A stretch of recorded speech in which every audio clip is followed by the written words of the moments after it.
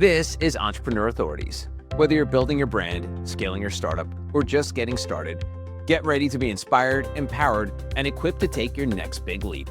Hola, I'm Joe Pardaville, and today I'm joined by Parneros. Demos spent his career helping companies grow by focusing on people, customers, and clear leadership. He played a key role in shaping Staples during its rise, then brought that same mindset to Barnes & Noble during a time of major change. Today, he mentors founders and emerging leaders, sharing the lessons he learned across 3 decades in retail and e-commerce. Parneros, how are you? Welcome to the show. Hey, Joe, how are you?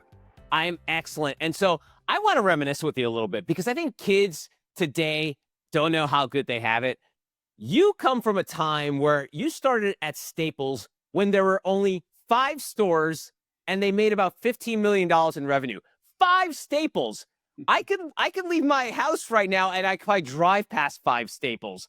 So take me back to the quaint time. Like, almost paint the picture. Like, if Staples wasn't around, where would you get that junk? Like, where did you get pens and papers? Please, let's reminisce a little bit about the time before Staples became ubiquitous in the United States. It's funny you ask because the founder of the company decided to invent Staples to start the company because he didn't know where to buy that stuff. So, quick funny story. Guy by the name of Tom Stenberg, founder of Staples, actually founder of the industry. It's this big executive, very successful guy. And what happens? He gets fired. Gets fired for his job. And he says, oh man, I've got to get my resume together. He starts typing up his resume. He runs out of ribbon. Typewriter ribbon, like a Smith Corona brother. And he goes to the store. It's a weekend. No one's open. So then finally goes into one of these price clubs and he sees this section of office products is wiped out. Guy says, I've got to go after this business. Writes the business plan, which I still have the original copy of right here on my shelf, and decides to disrupt this very old business where in the past it was basically sold out of a catalog and these little small stationery stores. And it was when the big box stores were starting to really make it into the market, like Toys R Us, things like that. He came from grocery, another big box store. So he said, why not office supplies? So he started Staples. And then he did the first one. As you said, I met him when they were 5. And somebody introduced us. I was working for Macy's, loving it. I thought, this is my job forever. I'm going to retire at Macy's. Meet this guy. And I'm thinking, wow, I really like him. Love the idea. I think I'm in. And that's what sort of got the whole thing started. Wow. Well, let me ask you, was there any fear there because you were with this legacy company, Macy's, who, say what you will about what it is today, it's still around. Like, I often joke to you, like, if you read Jim Collins' books, Good to Great, like, most of those companies that he wrote that went from good to great no longer exist. Like, one of them is Circuit City. So it's amazing that great companies do go away. I mean, this country was built on Sears Roebuck, you know what I mean? And Macy's is one of those, if people every Christmas, they watch A Miracle on 34th Street. It's Macy's. Yeah. It's still around. So what made you make that leap to go from Macy's to Staples? I mean, getting into Macy's was sort of a big deal. You have to go through a big process. They select you. You go through this executive training. And I'm happy I'm there. My wife and I just got married. 3 months later, after meeting this guy, I'm thinking, I think I have to do this. I'm going to quit my job. Wait, not like me. Wait, Demos. 3 months? 3 months being married, 3 months. Oh, okay. Yeah. But that was risky because, I'm supposed to be working hard. She's working, I'm working. And I come home and say, good news, bad news. Bad news is I quit my job, but I've got this Staples is my new job. And of course she said, what's a Staples? But yeah, it was a little risky because, this entrepreneur, this Tom Stenberg, visionary guy, he had this story about, we're going to disrupt. And I'm thinking, disrupt? What are you talking about? We're going to disrupt the marketplace. We're going to make it better for America's small businesses. We're going to offer products at great prices. We're going to be, fast and nimble. And I'm thinking, man, that sounds fun. He said, we're going to open 100 stores. And I thought, wow, I can be part of that.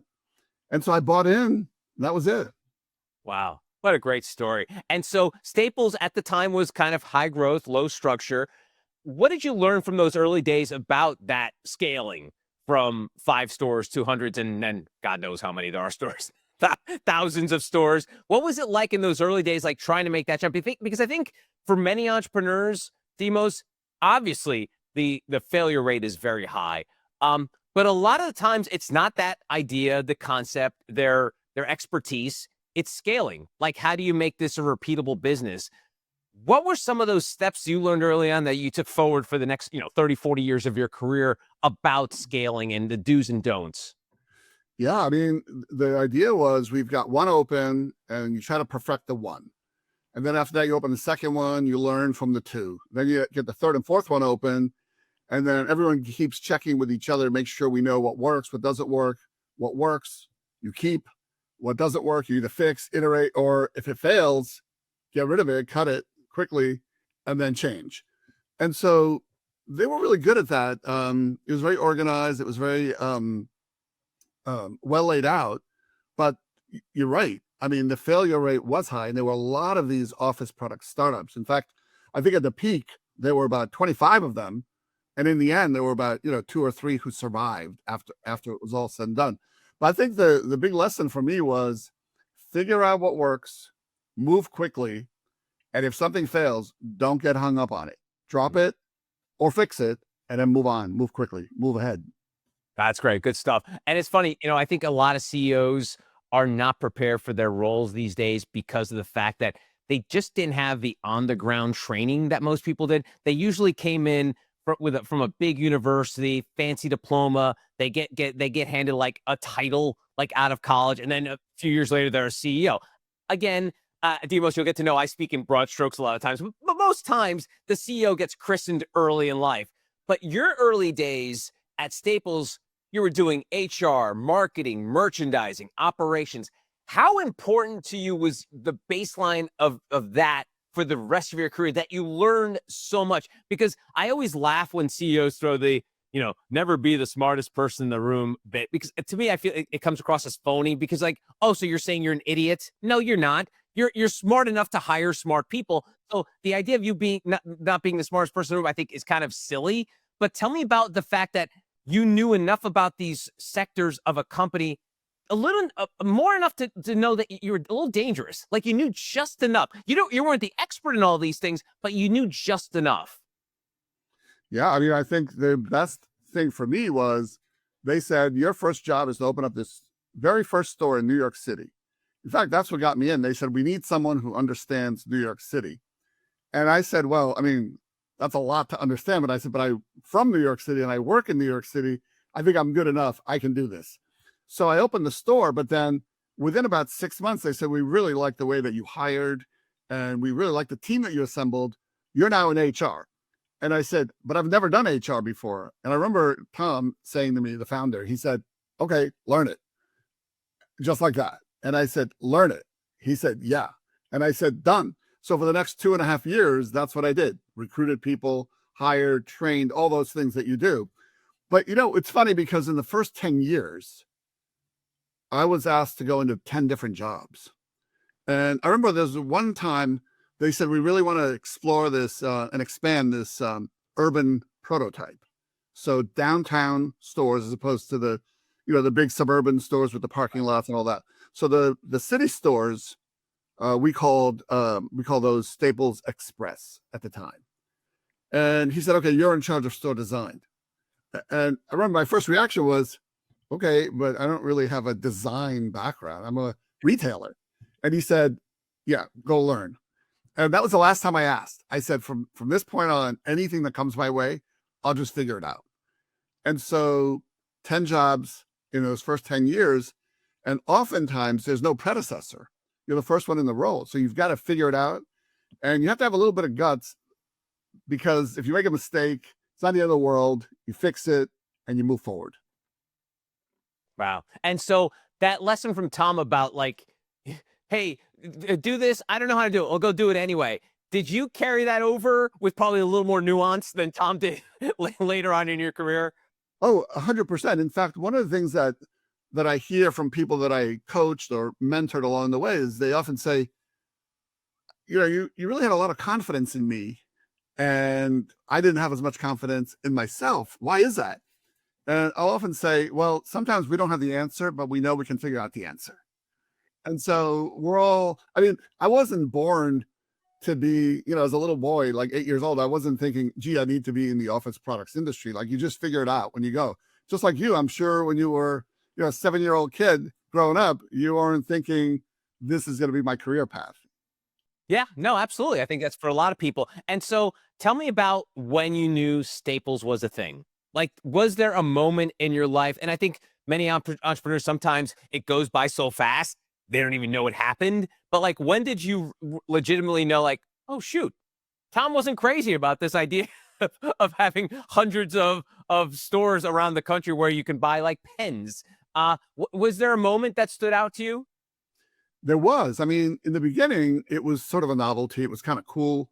It was an entrepreneurial company. It was sort of fun. And then we started opening stores. And then we had, 5, then 10, then 20. And what I noticed was whether they were in New York or Boston or California, they worked. So this idea was applicable regardless of the geography, regardless of the customer base. And I thought, wow, this guy came up with a really brilliant idea and we're able to execute against that idea. And now all of a sudden, customers are buying in. They like this idea. They love the low prices. They love all the office products under one roof. They like that we give friendly service. It's working. So when we became a public company very early on, I thought, wow, Wall Street now thinks that we're a real deal. And so, yeah, it was pretty early on that I knew that it would be good. I have to say, and Tom often kidded about this. He'd say, well, at the annual meeting, he'd say, I just want to admit that I made a mistake. And I thought, wow, he's a humble guy. He's going to admit making a mistake.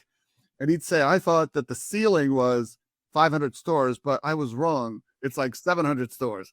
And the following year, he'd say, I just want to start by acknowledging my error. And instead of 700, it's 1,000. And I said, this guy needs a new narrative, but he used that every year. And I think at the peak, the industry was at about 4,000 stores. And, in the beginning, he thought there'd be maybe a few hundred. So yeah, it was pretty easy to see the signs on the, signs on the wall there. Yeah, it was good. And so, we talked about scaling a little bit, and I'm curious, like when you scale to such a grand size, because I think at one point you had 1,800 stores and 55,000 employees under your umbrella. Yeah. How do you stay connected to that? Not that like you're going to know like every every 50,000 employees name, but how do you keep connected to that? You have, your stores in New York and major urban areas, but then you've got a random store in like, in the middle of North Dakota. I don't know if you did. I'm just saying. But like, how do you keep that connective tissue of like what's going on at the mothership and trickling it down to all these other stores? What's the keys to holding that all together?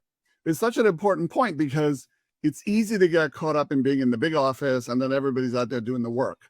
And so for me, having come from the stores, having come from being my first job as a store manager, I sort of had an appreciation of what these people did in their everyday life and how hard they had to work to make it really come together.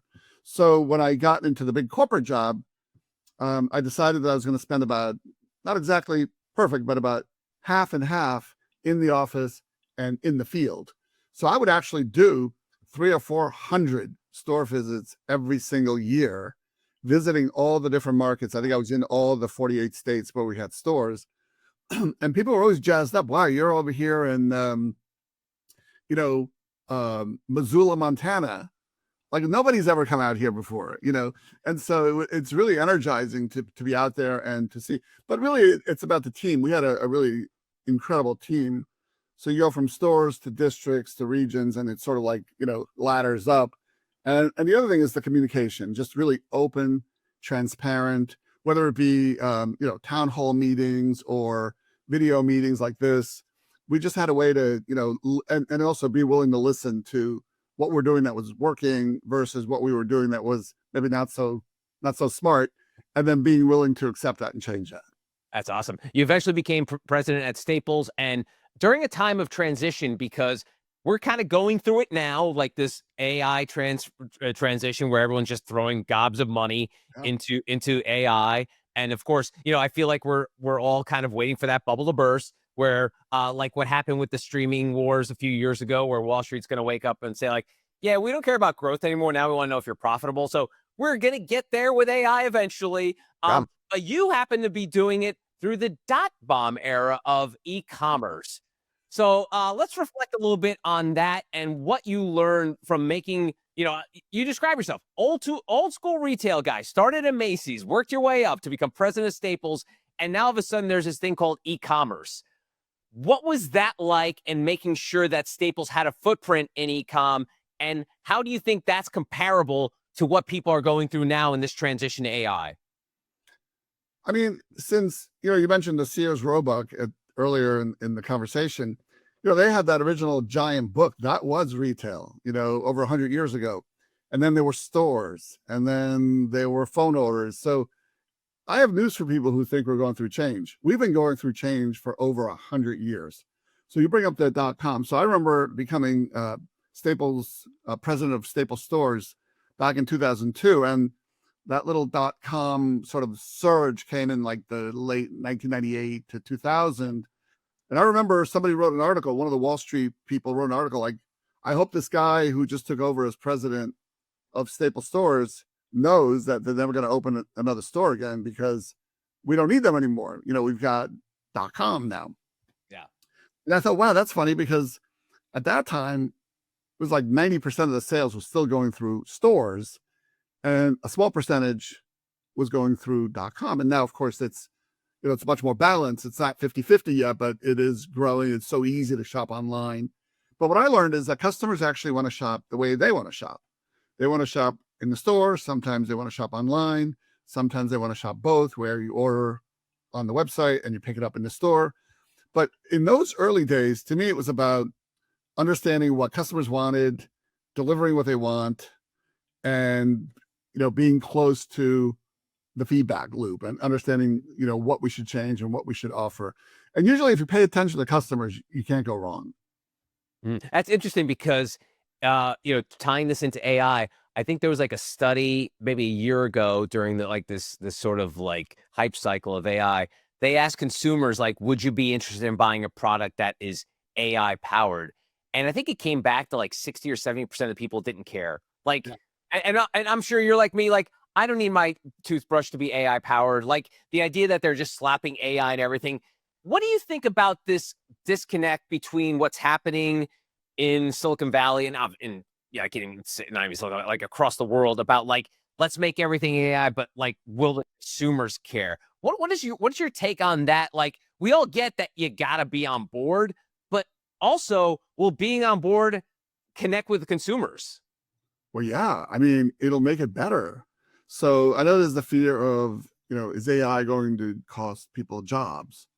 Do I need to know AI? But the truth of the matter is that good, smart companies are using AI to better understand process, execution, make things easier, reduce friction. From a customer standpoint, they're able to get more information about the customer, so they understand what you shop, what you buy, when you buy it, why you buy it, what makes you buy. And so if the retailer or the service company is able to provide you with something that's much more tailored, and you're not wasting your time getting the wrong offers, things that you don't really have an interest in, it works for both. So it makes the company more efficient, makes you kind of much more aligned with what you want.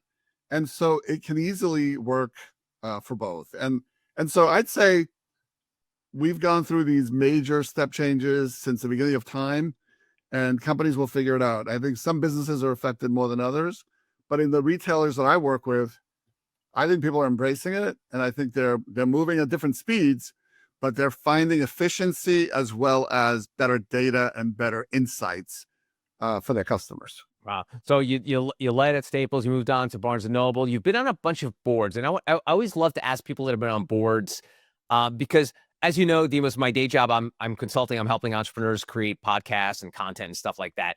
And a lot of times they're doing it for two things. One, they like to make some more money and such, but two, they'd love to be on a board. Like, they would love to be on the board. And I always find it funny because many a time when you ask them why, they're like, oh, I don't know, but it sounds really cool. Like it makes it does have an air of it's of gravitas that you're on a board and you've done it a bunch of times. What is it like being what's this? What's it like really being on a board? As we know, it sounds cool. It looks great on a resume that you're on a board. I'm sure Divas, you're smiling. You get it. But Yeah, like, yeah. what is it really about being on the board? Being on a board is a really important role because your principal job is oversight over the company and to support the company, the CEO, to achieve their goals. Now it varies. I happen to sit on several, like 4 or 5 startup boards. Then years ago, I sat on a family privately held company board, and then also sat on several publicly traded company boards. Start with those. Those are much more formal. I mean, you've got you're following SEC rules. You are holding a fiduciary role. You're overseeing the company and representing, the best interest of the shareholders. And so I would say it's serious work, a lot of preparation involved. It's incredibly gratifying. I was lucky enough in one of the boards, on one of the boards rather, Key Bank. Actually, when I received the phone call, I thought, why are they calling me? I mean, I'm not a banker. And I remember the CEO, she said, we'd love to have you come in and talk to us. And I said, that I run a retail company and an e-commerce business. And she said, no, I know your background. I said, right. And you know that I'm not a banker. And she said, right, I know that. And she said, yeah, but we're interested because you think differently. And I said, what do you mean? She said, well, we move in a very methodical way. If you're trying to grow an e-commerce business, you're moving like break speed. You're trying to move really fast. And I said, okay, well, yeah. And then we got together and I loved it. I did confess, though. I did say, I don't really go to the bank. Is that a problem with this? And I remember Beth, the CEO, she was great. She said, that's perfect. She said, because we want that kind of thinking to challenge the conventional thinking. So I think it's really, it's oversight, it's advisory, it's asking the right questions.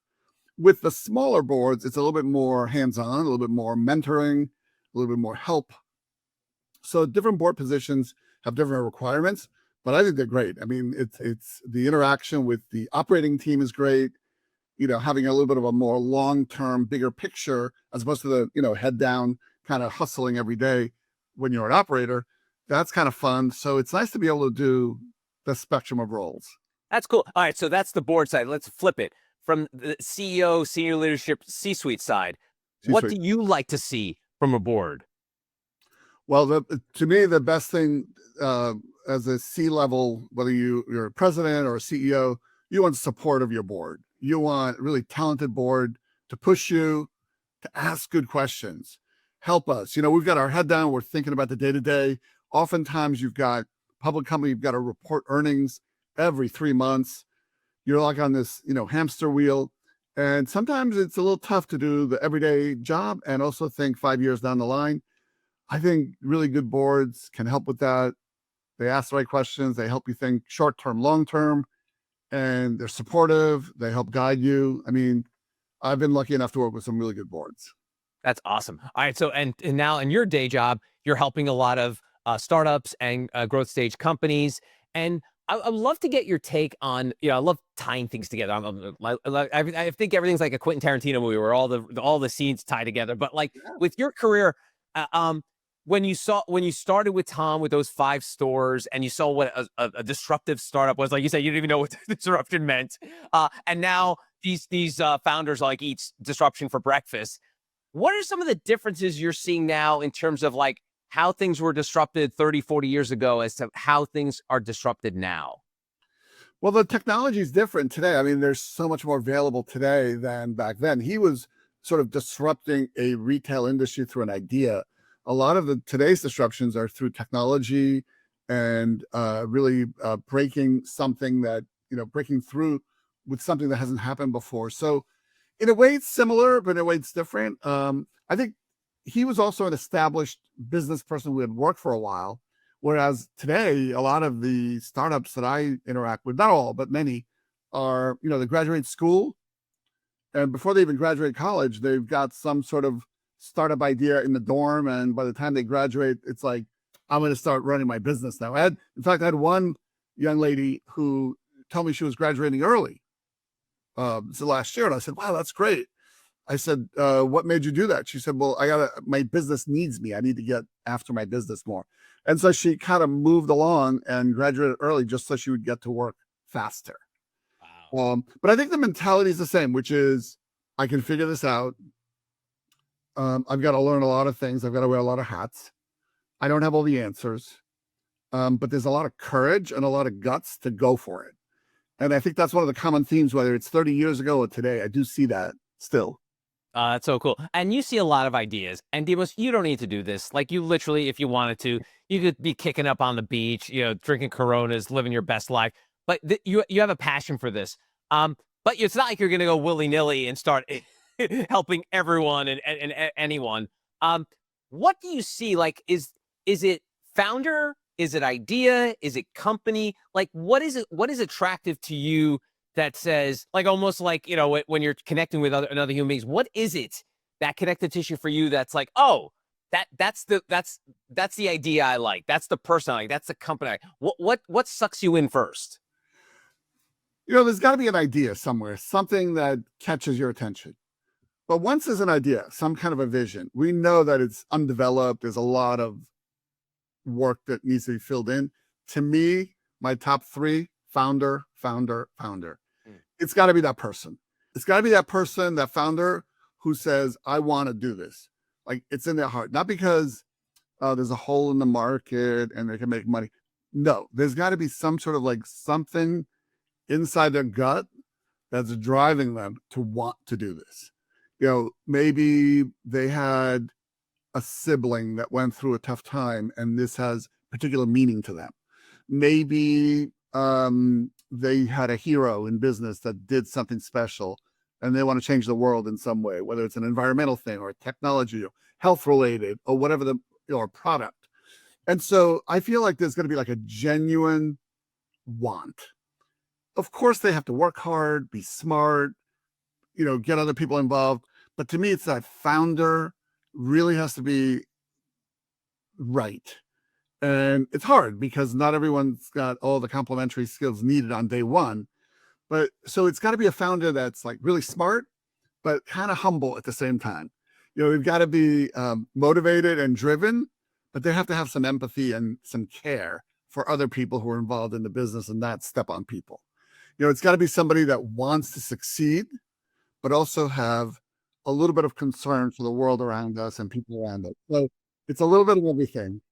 All right, Demos, let's double click on idea, because I know for many years, and this is one of the things I was always critical about entrepreneurship for about a 15 to 20 year span, the best and brightest minds were going to the most expensive universities on the planet, putting themselves in major spending lots of money to go to school, and they're brilliant because they want to create the next great app.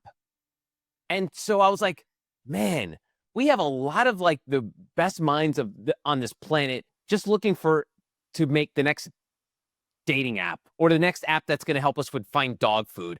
And to me, I always found that kind of shallow. And this is from the outsider point of view, not the entrepreneur point of view. I guess entrepreneurs always have that conundrum of like find a problem, fix a problem. But I think for a majority of entrepreneurs for a long stretch of time, it was like, oh, the app. I'll find the app that fixes this problem. You're seeing that change now because of AI. So these ideas that are coming down the pike, is it everyone's just basically has their own version of an AI idea, or are there other ideas out there that you're seeing a lot of that you have a lot of passion to put yourself behind? Tons of ideas out there. I mean, the thing that's beautiful about the startup world is that there's so many people who are creative, who have different ideas. I don't personally see a lot of app developers. I'm probably not the right target for them, so I don't want to track those. I've seen some, by the way. Yeah. I've seen some good ones. I've seen some that were so-so. But there's so few apps that are really like blockbuster. It's really hard on that one. The beauty of the startup world, it's almost like songwriting. Like I always feel like, or books. Like, how could somebody come up with a book? Hasn't it been like developed already? Right. Like, songs, like, wow, that's an amazing song. Like no one came up with that before. Or, somebody's written another book. How many titles are there in the world? Every week new releases come out. Same thing with startups. I mean, if like one of my favorites is Shake Shack, right? So if Shake Shack had said, look,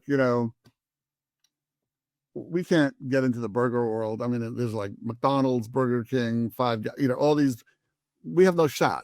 Then there would be no Shake Shack, and Shake Shack is great. So there are so many who come and say, I have a different approach than this skincare product.